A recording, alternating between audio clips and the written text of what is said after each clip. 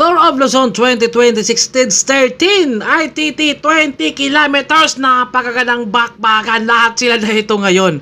Breakaway at nating pag-uusapan yung kanilang Stage 12 na kung napakagandang ahonan talaga kung saan namamayag pa itong si Anton Yubi ng Team 7-Eleven at nandito sila madam, napakaganda, sana all na lang talaga hindi umiitim.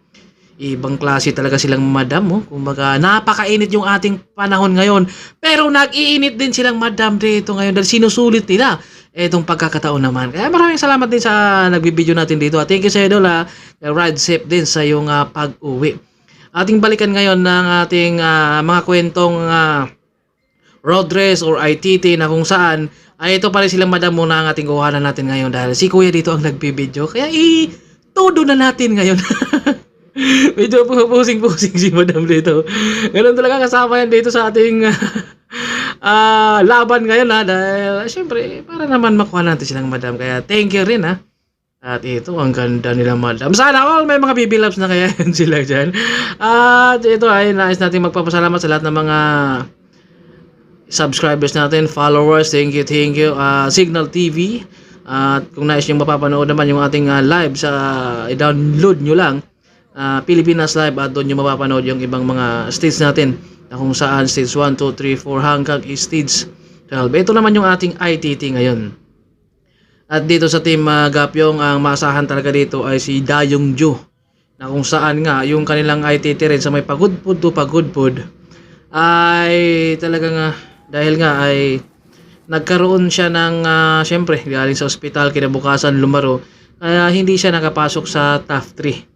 Kaya ito ngayon makakabawi na kaya ito si Dayong Ju. Kaya dito tayo sa may Lingayen to Lingayen Baywalk tayo ngayon. Kumbaga nasa gilid tayo ng dagat. Alam naman natin kapag nasa baybay ka o nasa gilid ng dagat, malakas talaga ang hangin dyan. Kumbaga kailangan mo talagang saluhin mo dahil dito sa ITT ay talagang sariling sikap, walang kailangan trangko rito kundi ikaw mismo talaga ang magsasacrifice para sa sarili mo at oras talaga ang kalaban mo rito rin. Kumbaga, meron talagang may time trials naman ng mga tao gawa ng meron talagang malakas rin pumanay.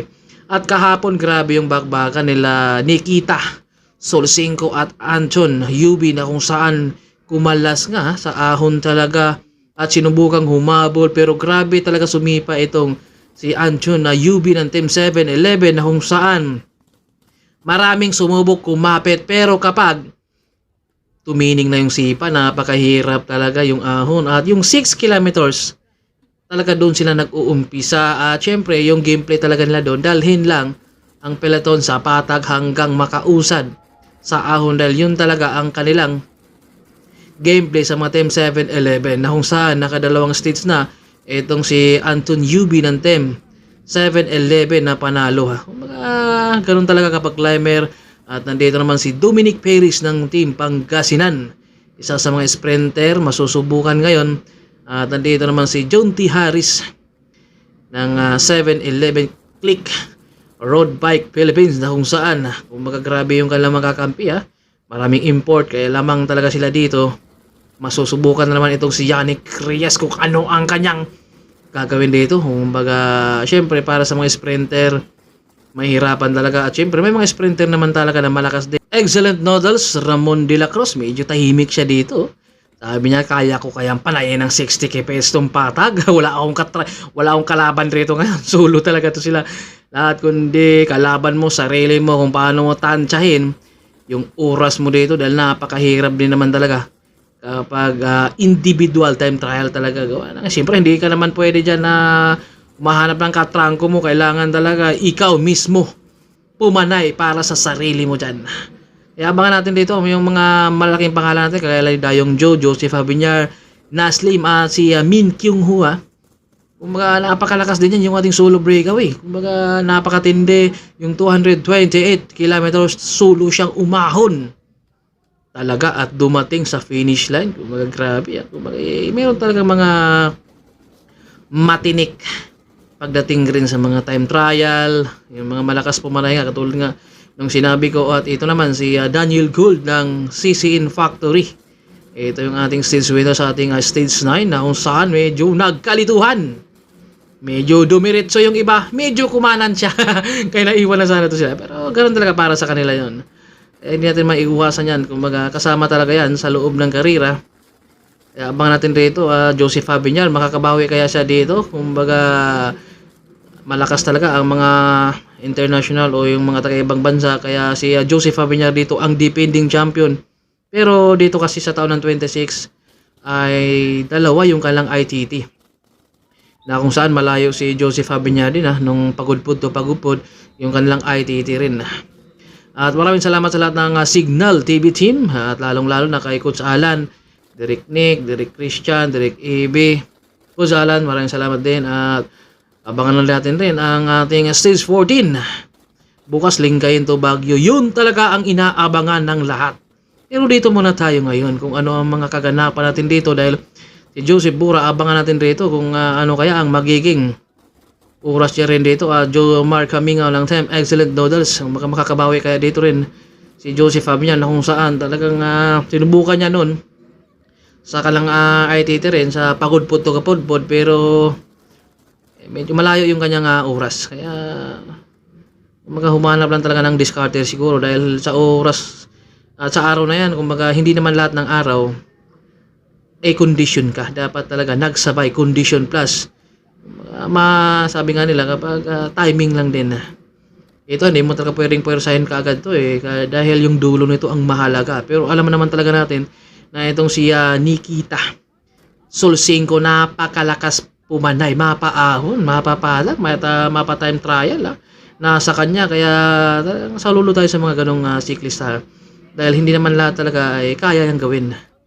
John Mark Camingaw ng Standard Insurance. Ito isa sa mga maasahan din to sa mga domestic na kung saan napakalakas yan, humatak, tiis, ahon. Ito yung mga veteranong rider ng mga Standard Insurance. Andito mga Camingaw Brothers. So, niyayanig yung mga board natin dito ganun talaga dahil andyan yung mga support. Syempre inaabangan kung sinong mananalo. Nag-aabang sila kung sino ang mag-base time. Ito, John T. Harris ng Team 7-11, Team Soul. Mga lumalaban talaga sila dito. At malakas talaga pumanay ito si Min Kyung Ho ng South Korea, Team Soul. Ito, Malaysia National Team. Mga napakagandang bakbakan talaga to. Kumbaga, syempre lahat naman to sila dito gustong manalo pero napakahirap din kapag hindi ka pang time trial. Sana ay makakuha rin sila ng magandang time din o oras at mababang oras. Malaysian National, malakas din mga Malaysian National ngayon, lumalaban din sila dito. Kaya 71 riders na lang tayo rito Kung mga yung iba ay hindi na talaga nakalaro dahil yung iba naka-out of ng oras. At lalo na si Jeremy Lizardo na kung saan nasiraan siya ng bike. Nakabalik naman sana siya pero na-cut off na siya sa oras. Kumbaga hindi na siya umabot. Ganun talaga. Kumbaga hindi para sa kanya. Si Jeremy Lizardo. Isa din yan sa inaasahan sana sa kanyang mga kupunan ng Standard Insurance. Kaya napakahirap talaga kapag ITT. Gawa ng maintain dapat speed. Siyempre kailangan meron ka talagang proper training. Pointer racing tube. Kailangan meron ka talagang proper training rin dito dahil kapag wala alam mo na tutuhugin ka talaga kagaya nung kanilang pagudpod tinuhog si Anton Yubi ni Nikita Solsenko na kung saan medyo may ahon kasi yon. At kaya ngayon patag tayo dito flat. Abangan natin kung matutuhog pa dahil syempre tuhugan talaga to. Kung malakas ka pumanay lamang ka talaga dito pero ang kalaban naman lang dito yung hangin ang nagpapahirap sa kanila dito rin. Dahil nga, lumilipad-lipad na yung ating mga gidli-gidli dyan. Andyan na si Sumisu Basalan ng Team Excellent Noodles na kung saan na ito ay nakasungkit dito ng pangatlo ganun talaga. Hindi naman merong panahon talaga na may para sa'yo. Lahat naman tayo nagsisipag sa ensayo, lahat tayo gustong manalo para talagang maipakita natin sa team natin. Pero talagang dapat huwag susuko. Alam naman natin na marami pang karera na darating rin. Abangan natin kung sino mag-beast time natin dito. Ito yung defending champion natin, si Joseph Habinyar ng Team Excellent Noodles. Abangan natin kung makakapwesto ba siya rito ngayon sa kanilang pangalawang ITT nila, Lingayin to Lingayin, dahil yung una nilang ITT, Pagod Pod to Pagod Pod. Ito ay flat na flat. Kumbaga hangin ang kalaban mo dito. Ivan Anisimov ng LCW, malakas talaga to mag-spread. Mga napakahirap ng agawin siguro to, lalong-lalo na yung white jersey na Beast Young Riders. Parang ayaw na ibigay talaga nila, gustong suotin. Pero si Dayong Joe naman, inubaran ni Roland Kita, yung stage 10, ganun talaga, no? Grabe si Ronald Kita ngayon sa 2026 na kung saan nakilala siya ng husto, lumalabas yung pangalan niya, sprinter, naging climber, ibang klase rin talaga. Kapag mayroon talagang panahon rin naman na para sa'yo, yung ang pick mo na kung saan doon ka talaga para at doon ka nararapat. Ganun talaga kahit naman anong lakas natin, kahit anong ensayo natin, hindi talaga natin pwede mamadaliin gawa ng meron talagang nakalaan para sa'yo. Ganun talaga. At maraming salamat din sa lahat ng mga followers natin. Thank you. At talagang hindi natin maiwasan ang mga bashers din natin. No? Kahit makasama pa kayo niyan sa isang, kung kasama niyan, kahit kasama kayo niyan, hindi pa rin talaga maiwasan yung mga bashers natin. Dahil alam naman natin ng mga bashers, naghahanap ng mali. Minsan may mga maiinggit pa rin talaga sa atin. Ito Mark Ryan Lago ng Team Go for Gold. Ito yung mga time trials to, kaya sanay ito dito. Pero syempre, dahil nga kahapon yung ahon nila, matindi yung gabangan nila talaga sa ahon. Kaya syempre, pwedeng tinamaan pa to at saka makakabawi. Kaya makakatuhog kaya ngayon si Nikita Solsenko, tuhugong kaya na siya Anton UB na kung saan tinuhog niya nung kanilang ITT sa may Pagod Pod to Pagod Pod. Dito flat na flat yung ating ruta ngayon. Mag-U-turn lang tayo sa dulo. Michael Lunin ng LCW. Ito sa mga domestic rin na talagang handa rin talagang ibigay yung kanyang kakayahan para sa kanyang mga kakampi rin. Kung saan talagang laban kung laban rin. Ganun talaga. At ito naman si Ryan Tugawin. Ito niya masusubukan ngayon yung kanyang kakayahan kung paano niya mamimintin din dahil mga sprinter dito medyo mahirapan. Siyempre, sanayan sila sa merong taga-hatak sa kanila. Pero dito ngayon, asahan nila na sila lang talaga ang hahatak para sa kanilang sarili. Kaya, nahirap din ito. Kaya, meron talagang mga time trialist na mga cyclista rin natin. Malaysia National, maraming nag-aabang kung sino ang mananalo natin dito dahil nandito ang mga malakas din ng Team Zol at Nikita Solsenko. Dayong Joe ng Team Gapyong kung saan pang top 3 ata to siya sa taon ng 2025 Tour of Luzon. Great revival. Kaya abangan natin kung makakuha ba siya ng pwesto rito ngayon. Gawa nang pwede rin talagang nag-grogi siya dahil siya lang ang inasahan sa kanyang mga kakampi rin. Kaya mahirap din naman talaga. Siguro kapag mayroong ganun kalakas din ni Dayong Joe dito medyo magandang laban talaga. Kumbaga durugan talaga ang labanan. At ang nangunguna natin rito ay si Min Kyung Ho ng South Korea, Team Seoul, at pangalawa si Nikita Solsenko. At ang ating pangatlo rito sa ITT Tour of Luzon Stage 13 ay si Joseph Habinyar ng Team Excellent Noodles. Kita